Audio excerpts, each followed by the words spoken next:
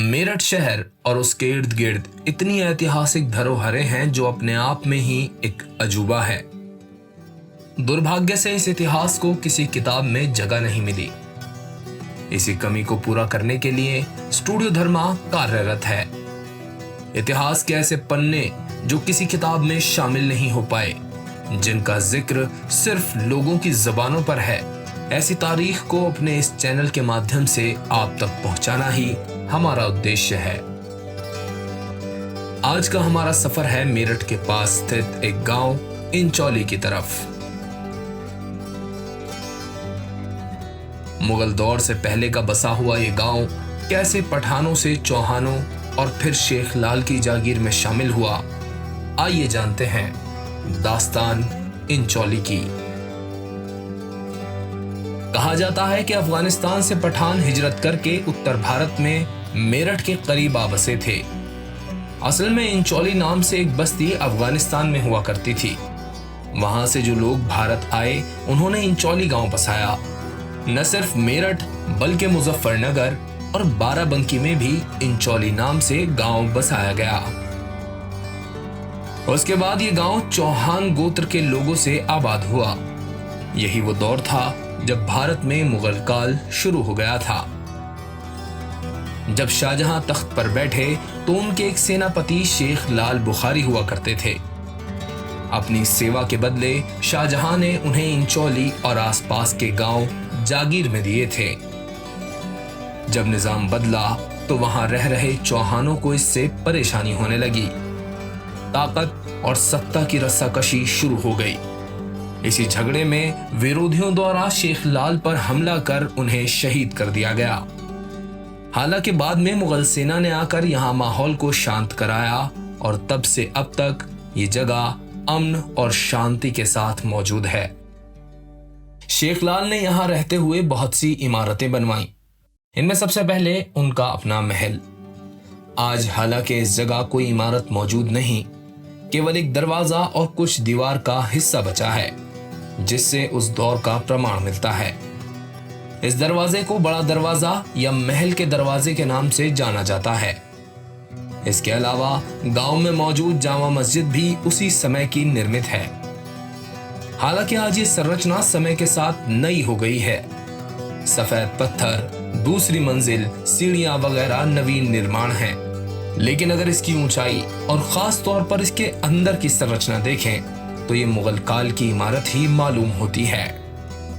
इंचौली गांव में बहुत से सूफी संतों का गुजरना भी हुआ है, इसलिए आपको काफी सारी मज़ारें देखने को मिल जाएंगी। लोगों की बहुत आस्थाएं इन पीरों से जुड़ी हुई हैं। आज भी इंचौली में शेख लाल के वंशज मौजूद हैं। गांव के इतिहास के बारे में अतिरिक्त जानकारी लेने के लिए हमने मोहम्मद असजद साहब से बात की। तो मैं फखरुद्दीन साहब का बेटा हूँ जो पूर्व प्रधान रहे हैं। तो घर के बारे में लोग अक्सर सवाल करते हैं। उनको बताया जाता है कि ये करीब 300-350 साल पुराना है। तो ख्याल ये करते हैं सब लोग कि थोड़ा बढ़ा चढ़ा कर बता रहे हैं। इसकी वजह यह है कि इस गांव की तारीख से लोग वाकिफ़ नहीं हैं। इंचौली असल में बताया तो ये जाता है कि असल इंचौली अफ़गानिस्तान में है, और वहाँ से जब कभी यहाँ पठान हिजरत करके आए, ये मुग़लों से ही पहले की बात है, तो उन्होंने यहाँ 3 इंचौली बसाई यूपी में। एक मुजफ्फरनगर में है, एक बाराबंकी में है और एक मेरठ। उसके बाद यहाँ पर हमारी जो इंचौली है, यहाँ पर चौहान रहने लगे। और चौहान जब यहाँ रहने लगे तो उनकी 2 भाई थे, उनमें से एक का इंतकाल हो गया, तो उनकी विडो थी, उनको परेशान किया जाने लगा। ये शाहजहां के दौर की अब बात मैं आपको बता रहा हूँ। तो जो उनकी विडो थी, उन्होंने शेख लाल जो मेरठ रहते थे और शाहजहां की आर्मी में कमांडर रह चुके थे। ये बताया जाता है कि सदर्न फोर्सेस के कमांडर थे, लेकिन मेरे पास कोई सनद नहीं है इस बात की। तो ये मान ली किसी अच्छे मनसब पे थे। उनको उन्होंने भाई बना दिया और ये कहा कि आप मेरी हिफाजत के लिए यहाँ इंचौली मुंतकिल हो गए। यहाँ पे जब वो आ गए तो अभी आप देख कर भी आए हैं, आपको दिखाएंगे भी कि उनका जो यहाँ पे महल है उसका गेट बाकी रह गया। और जब वो यहाँ पर आए तो इसी स्ट्रगल में उनका भी मर्डर हो गया। शेख लाल जो हैं उनके एक बेटे और एक बेटी थी। उन्हीं से यहाँ के 2 ख़ानदान हैं बड़े, जो यहाँ इंचोली के 2 बड़े ख़ानदान हैं। वो एक उनके बेटे से है, एक उनकी बेटी से। जिस वक्त उनका यहाँ मर्डर हो गया तो दिल्ली से कुछ फ़ौज की टुकड़ियाँ चली और यहाँ पे उन लोगों को यहाँ से निकाल दिया गया जिससे। और बाकी लोग जो रसूखदार लोग थे आसपास, जैसे हमारे भी जो बड़े थे वो मेरठ के रहने वाले थे। एक घर को मेठियान कहा जाता है आमतौर पर। तो जब वो यहाँ आए हैं तो उसकी वजह ये थी कि बाकी लोग यहाँ पे आ जाएं तो शेख लाल का जो फैमिली बची हुई है उसको प्रोटेक्शन मिल जाए। उसी वक्त में ये सारी चीज़ें बनना शुरू हुई। ये जो घर है हमारा, ये उसी वक्त में बनना शुरू हुआ। जो मस्जिद, जहाँ मस्जिद है यहाँ की, और जो दूसरी मस्जिद आप देख कर आए हैं, और या जो अभी ईदगाह आप देखेंगे, वो भी उसी वक्त में बननी शुरू हुई। ये शाहजहाँ के दौर की बात। इसलिए ये सब चीज़ें इतनी पुरानी हैं और इनकी तारीख इसलिए हमें इस तरह से याद है कि ये कोई इस तरह से मामला नहीं है कि कोई एक ही घर बना हुआ है, क्योंकि काफ़ी लोग उस वक्त मुंतकिल हुए इंचोली में और उसकी एक ख़ास वजह थी। तो ये इसकी मुख्तसर सी तारीख है इंचोली। आज के दौर में गांव का माहौल वो तो नहीं रह गया जो पहले था, क्योंकि काफ़ी लोग यहाँ से बाहर चले गए हैं। कुछ लोग बाहर इंडिया से भी बाहर चले गए हैं।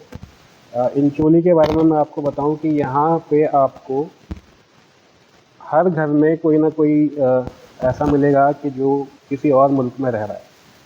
और इंचोली के लोग, आपको पाकिस्तान में इंचोली सोसाइटी है जो यहाँ के ही लोगों की बसाई है। एक यूएस में भी इंचोली सोसाइटी है, बल्कि इस्लामाबाद में एक इंचोली नामा करके एक मैगज़ीन निकलती थी जिसमें यहाँ के लोगों का शजरा जो है शाया हुआ करता है।